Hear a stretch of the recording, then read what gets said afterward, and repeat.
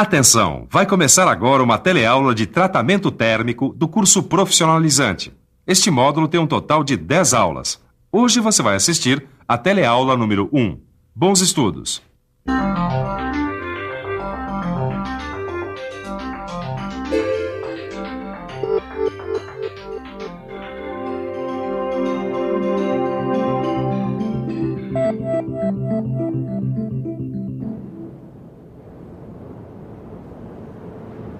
Você já imaginou se objetos de metal como a tesoura, o grampeador, o clipe, o furador de papel e muitos outros objetos não tivessem as propriedades físicas necessárias para a sua aplicação? Você já imaginou se esses objetos se quebrassem na hora do vamos ver? Quer dizer, se uma broca como essa se desgastar rapidamente no momento de fazer o furo, então alguma coisa está errada, não é mesmo?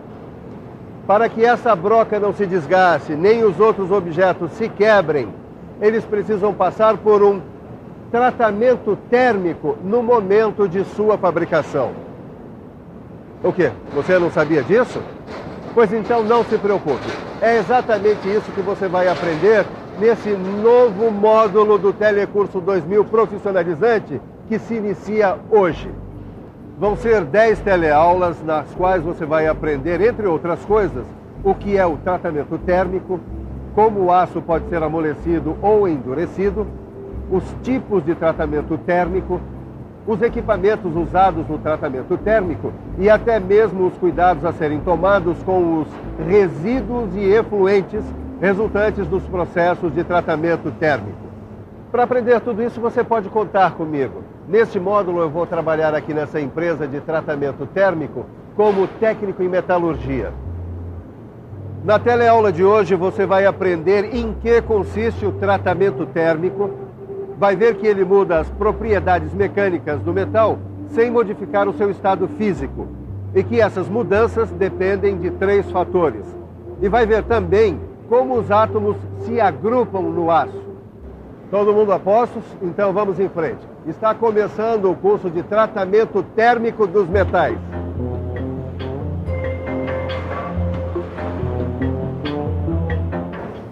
Pneu furado, tá aí uma situação que pode acontecer com qualquer um, não é? Mas aparentemente isso não é um grande problema. Olha só. O step está em boas condições, a ferramenta está adequada, tem um macaco e uma pessoa com uma boa disposição para trocar este pneu. Vamos ver então o que acontece. Ixi, pelo jeito a situação não foi assim tão simples, né? Mas na verdade a gente não usou a chave correta, a gente preparou essa situação para você perceber que às vezes um pequeno problema pode causar uma grande dor de cabeça.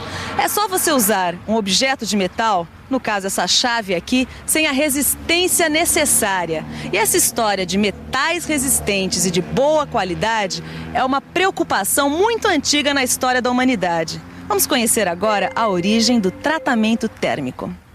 Já no ano 55 a.C., os guerreiros enfrentavam este problema. Suas armas, que já eram de ferro, ficavam tortas depois de um tempo de uso. Aí eles tinham que aproveitar uma folguinha para desentortar. Foram os romanos que descobriram que o ferro podia ficar mais duro. Oi, o que aconteceria se você aquecesse esta faca, deixasse ela ficar bem vermelha, deixasse ela assim aquecida durante um tempo e depois resfriasse ela em salmoura? Resfriasse em salmoura? Acho que ela ia esfriar. Já quebrava. Ele voltaria ao estado normal, se uma temperatura normal, ele voltaria ao estado normal, né? Ficaria mais resistente.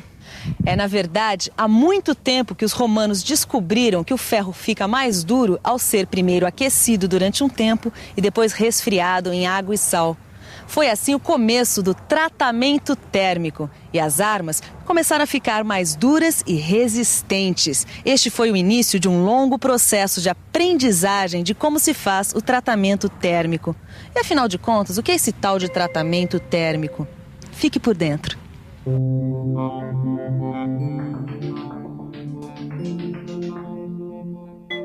De maneira simplificada, o tratamento térmico consiste em aquecer e resfriar uma peça para que ela atinja as propriedades físicas desejadas como dureza, elasticidade, ductibilidade, resistência à tração, etc.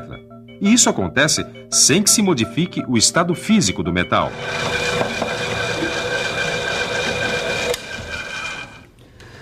Pera aí, Ananias. Deixa eu entender direitinho esse negócio de propriedades físicas. Ó, no caso dessa broca aí, por exemplo, é fácil entender a necessidade da dureza. Agora, elasticidade, resistência à tração, aí tá difícil. Você não podia me dar um exemplo prático disso, não? Claro que eu posso, Caio. Preste atenção. Dá uma olhada nessa mola espiral aqui, usada em sistema de suspensão de um veículo. Quando ela é comprimida, ela armazena energia. Ao se soltar, ela retorna rapidamente. Já sei. Essa mola então tem que ter elasticidade, dureza e resistência suficientes para aguentar os trancos, é isso? É isso aí. Olha, essas propriedades elas são conseguidas graças ao tratamento térmico. Que tal a gente ver agora passo a passo o tratamento térmico? Opa, vamos lá, beleza. É hora de ver os procedimentos do tratamento térmico de uma peça de aço. Bom, o primeiro passo é ajustar a temperatura do forno de acordo com o tipo de material da peça que vai ser tratada. Aí, com a temperatura adequada, coloca-se a peça no forno. Essa peça fica no forno durante um tempo estabelecido, de maneira a adquirir as propriedades desejadas. Depois o forno é desligado e a peça é retirada com o auxílio da talha. Daí, a peça é colocada no chão, onde é deixada para resfriar em temperatura ambiente. Pronto, está feito o tratamento térmico. Tratamento que provoca mudanças das propriedades mecânicas. E essas mudanças dependem de 3 fatores. Temperatura de aquecimento. Velocidade de resfriamento. Composição química do material. Você viu?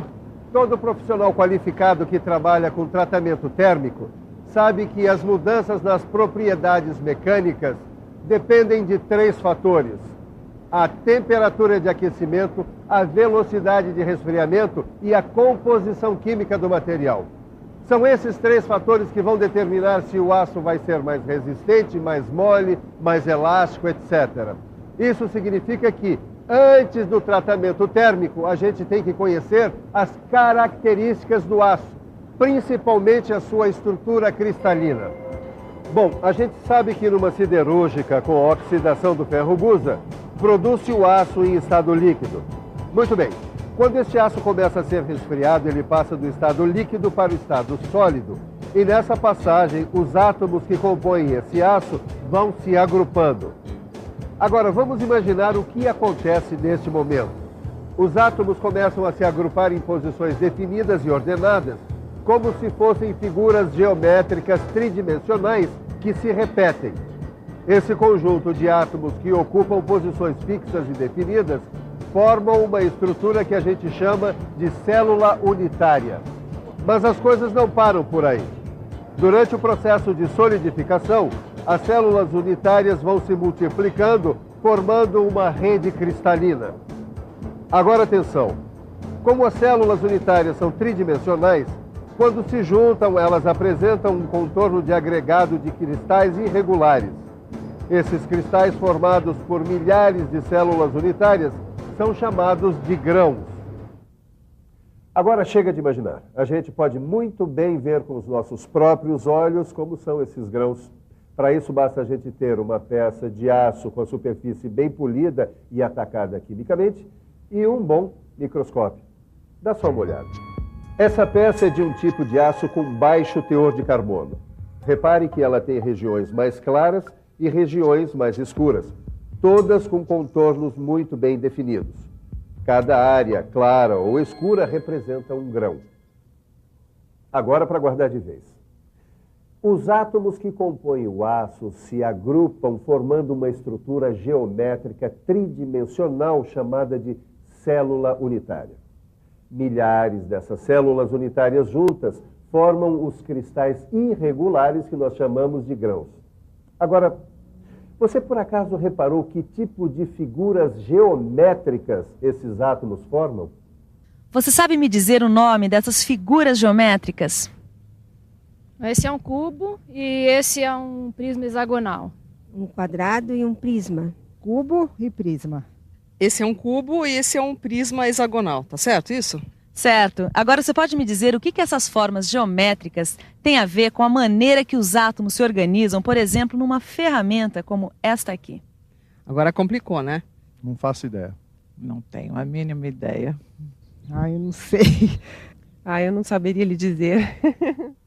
É claro que quem não é da área não precisa saber, mas se você é ou pretende ser um profissional da metalmecânica, você deve saber que essas figuras geométricas têm tudo a ver com a maneira que os átomos se organizam para formar uma peça de metal.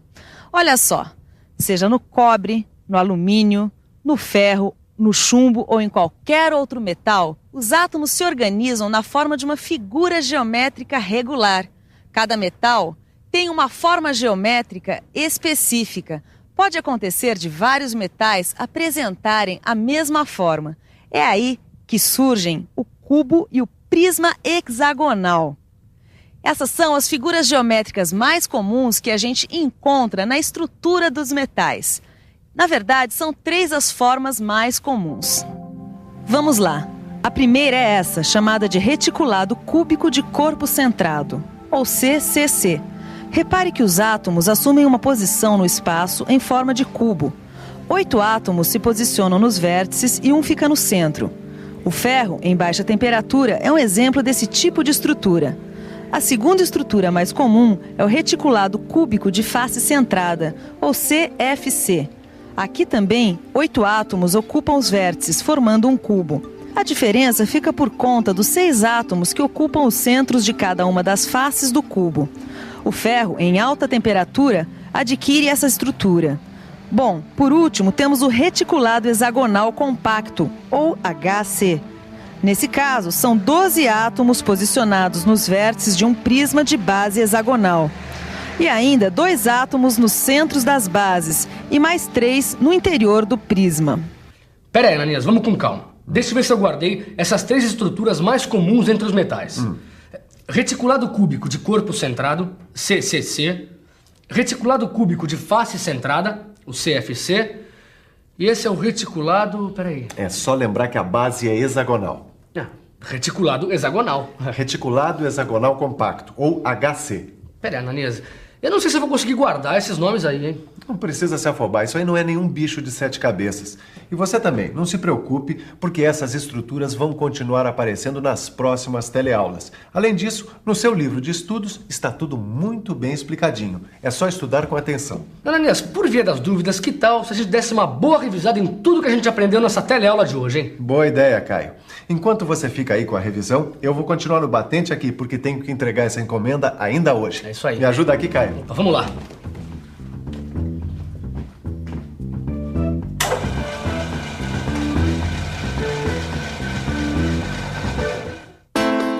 E atenção, se liga aí que é hora da revisão. Na teleaula de hoje, você viu que a obtenção de metais resistentes e de boa qualidade é uma antiga preocupação dos homens, e que foram os romanos que descobriram que o ferro ficava mais duro quando esquentado durante algum tempo e depois resfriado em salmoura.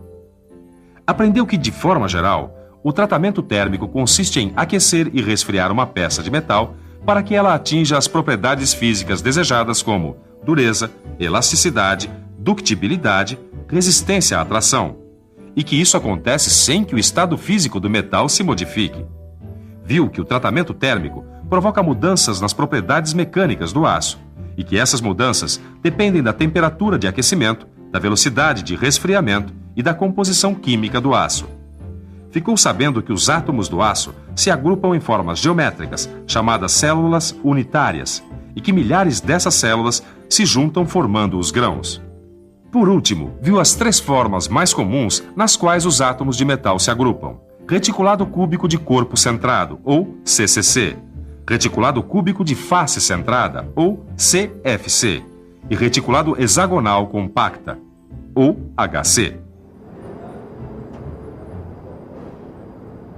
Já sei. Ficou fã do tratamento térmico, não é mesmo? E olha que isso é apenas o começo. Tem muita informação importante por aí. Na próxima teleaula, por exemplo, você vai conhecer melhor a estrutura do aço para entender o que acontece lá dentro dele quando é feito o tratamento térmico. Mas agora calma. Agora é hora de dar uma boa estudada no que a gente viu hoje. Eu espero você na nossa próxima teleaula com um montão de informações. Até!